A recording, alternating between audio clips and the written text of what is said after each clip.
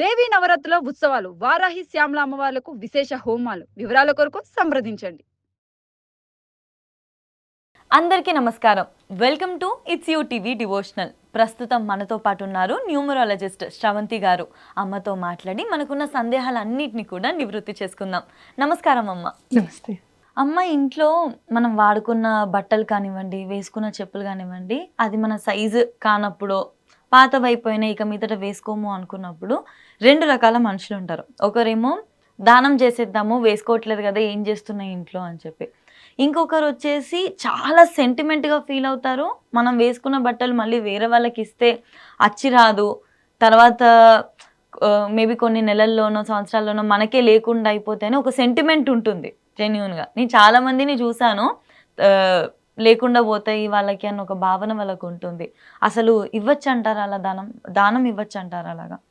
ఇట్లా మనం సోషల్ మీడియాలో అన్ని చూసేసి ఏది చెయ్యాలన్నా కూడా మనకి డౌట్సే, క్వశ్చన్ మార్కే. ఎవరైనా ప్రసాదం ఇస్తుంటే కూడా భయమే మనకి. అందులో నువ్వులు ఉన్నాయో, నువ్వుల నూనెతో ప్రసాదం చేశారా, అసలు ఎందుకు ఇస్తున్నారు, ఏదైనా రెమెడీ చేస్తున్నారా, ఇదే ఆలోచనలు మనకి. అట్లా ప్రతిదీ థింక్ చేసామనుకో ఎలా బ్రతుకుతాం? ఏం చేస్తావు? బట్టలన్నీ ఏం చేస్తావు చెప్పు. బట్టలు ఎప్పుడు ఇవ్వకూడదు అని అంటే గనక, బట్టలు మనం వేసుకుంటే మన ఆరా అనేది అటాచ్ అయి ఉంటుంది. ఇవాళ మనం ఈ డ్రెస్ వేసుకున్నాం, మన ఆరా మొత్తం ఈ డ్రెస్ లో ఇమిడిపోయి ఉంటుంది అన్నమాట. సో ఆరా అంటే కాస్మిక్ ఎనర్జీ. సో ఎవరికి, ప్రతి ఒక్కళ్ళకి ఆరా వలయాకారంలో చుట్టుకుని ఉంటుంది ఇట్లా.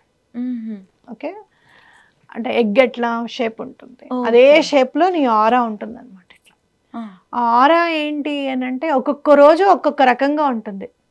ఒక్కొక్కసారి ఎప్పుడైనా గమనించావా, ఈ చీర కట్టుకున్నప్పుడల్లా తిడుతున్నారండి మీరు నన్ను అని చెప్పి ఓ చీర పక్కకు పెట్టేశా నేను. ఆ చీర కట్టుకున్నప్పుడల్లా తిడతారు ఈయన. నాకు ఎంత భయం.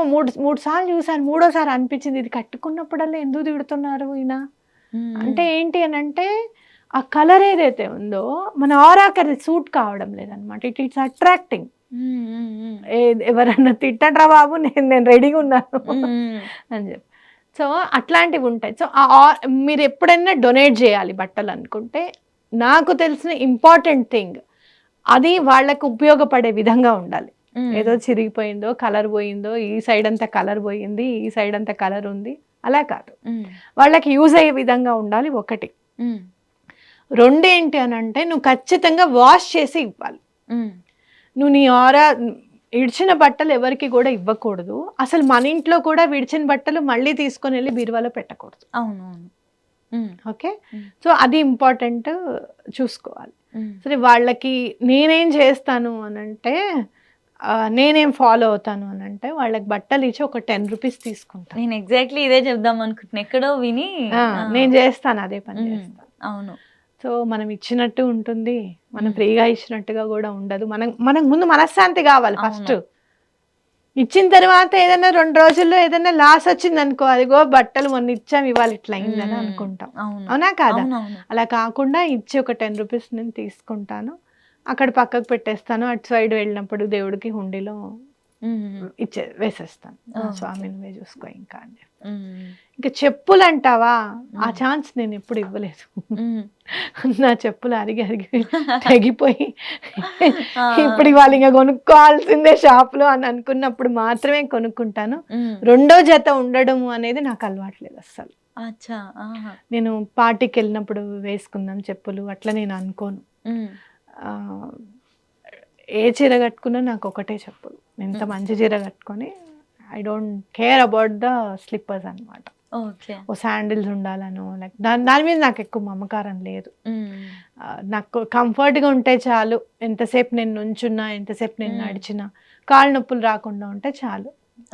ఓకే, ఈ లొకేషన్ పుణ్యం అని చెప్పి కనీసం అడుగు కూడా నడవకుండా అక్కడికే వచ్చి ఆగుతున్నాం కదా, ఇంకా పాడేది ఎందుకుంటుంది? అవునా కదా? ఇది వరకు అంటే బలానా మీరు ఎక్కడ ఉంటారండి అని అంటే, నేను అక్కడ ఉంటానండి, ఆ స్కూల్ దగ్గరికి రండి, ఆ స్కూల్ దగ్గరికి వచ్చాక నేను కాల్ చేస్తానంటే, మనం ఏ ఫోన్ లిఫ్ట్ చేయకపోతే ఆటో వాడు వెళ్ళిపోవడం, అక్కడి నుంచి అడుగు ముందుకేయడం అనేది ఉండేది. ఇప్పుడు అలా కాదు కదా. మీ ఇంటి లొకేషన్ పెడితే కరెక్ట్ గా మీ ఇంటి దగ్గరికే దిగుతాం.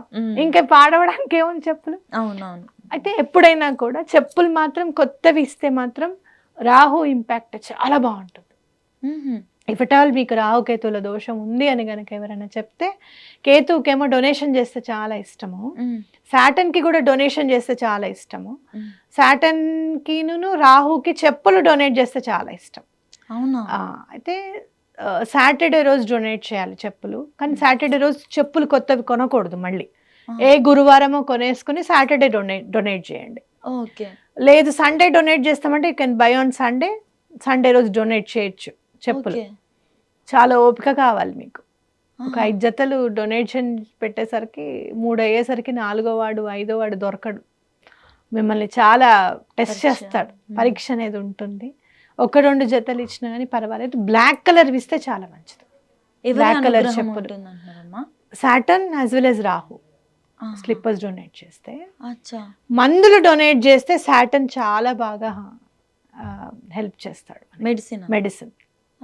మెడిసిన్ డొనేట్ చేస్తే చాలా మంచిది అనమాట. దానికి పలానా రోజు అంటూ సాటర్డే డొనేట్ చేస్తే చాలా మంచిది. నేను ఓల్డ్ ఏజ్ హోమ్స్కి వాటికి వెళ్ళినప్పుడు జనరల్గా డోలో ఇవే కదా వాళ్ళకి కావాలి, ఎక్కువగా డోలో టాబ్లెట్స్ అవి కొని ఇచ్చేస్తాను అనమాట. యాక్చువల్గా పరిహారాలు అంటే వీటన్నిటికీ ఈ దేవుడు మన దగ్గర నుంచి ఏదో ఎక్స్పెక్ట్ చేయడు, పక్కనున్న వాళ్ళకి మంచి చేయడమే పరిహారం. డెఫినెట్గా చాలా, అంటే మనం ఏం చేస్తున్నాము అనేది ఒక్కసారి ఆలోచించి చేస్తే చాలా మంచిది. ఏమండి మీకు మీ ఇంట్లో పెళ్లి కుదిరింది కదా, ఏం చేసాం భగవంతుడికి అని అంటే, ఉండ్రాళ్ళు పోసామండి దేవుడికి, బట్టలు పెట్టాము, వెళ్ళి దర్శనం చేసుకొని వచ్చామని మాత్రం చెప్తాము. కెమెరాకి మాత్రం 10 లక్షలు అయిందండి, వీడియోలకి ఎంత అనుకున్నారు, అబ్బో ఇది వరకు లాగానా అని చెప్పుకుంటాం. అదే తంతు చేయించిన బ్రాహ్మడికి 1,00,000 రూపాయలు ఇవ్వడానికి విలవిల్లాడిపోతాం. అవునా కాదా? అలా కాకుండా మనం ఏం చేసాము, మనం ఎంత డొనేట్ చేయగలుగుతున్నాము. పెళ్ళి 10 లక్షలు అయిందనుకో, కనీసం 50,000 ఎక్కడన్నా ఎవరికైనా డొనేట్ చేసామా, లేదా ఒక 100 మందికి భోజనం విడిగా పెట్టామా మన చుట్టాలకు కాకుండా, ఇవి చేస్తే నేచర్ ఆటోమేటిక్గా మనని బ్లెస్ చేస్తుంది. అవునా కాదా? ఇది వరకు పెళ్ళిళ్ళు అంటే ఊరంతా తరలొచ్చేది, పేద ధనిక ఇట్లా ఏం ఉండేది కాదు. అవునా కాదా? ఇప్పుడు అలా కాదు. ఎవరిని పిలవాలి, మనకి ఎన్నో అంచనాలు, ఎన్నో ఎలిగేషన్స్. వాళ్ళు పిలిచారా మన పెళ్ళి, మనం ఎందుకు పిలవాలి, ఇవన్నీ మనకి ఉన్నాయి. అవునా కాదా? అసలు నలుగురిని పిలిచి భోజనం పెట్టాలన్నదే వాళ్ళ ఆశీర్వాదం ఉండాలని చెప్పి. అవునా కాదా? సో ఇప్పుడు మనకి ప్లేట్స్ ఎక్కువ అయిపోయేసరికి ఎంతమంది తక్కువ కావాలి, ఎంత ఇంపార్టెంట్ మెంబర్స్ అనేది చూసుకుంటున్నాం. మనం ఎంత తెలివైన వాళ్ళం అంటే, ఊరికనే దగ్గరున్న వాళ్ళకి చేస్తున్నాము, చెప్పలేదని ఏం అనుకోకండి అని కూడా చెప్పగలుగుతాం.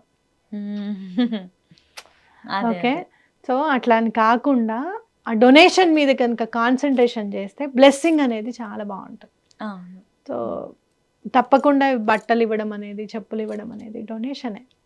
చెప్పులు ఎప్పుడైతే 10 జతలు బయట ఉండవో, ఇంకో 10 జతలు వస్తుంటే కొత్తవి కొనుక్కోవాలి అని అనిపించినప్పుడు ఇవి డొనేట్ చేయాలనిపిస్తుంది నీకు, ప్లేస్ లేక. అవునా కాదా?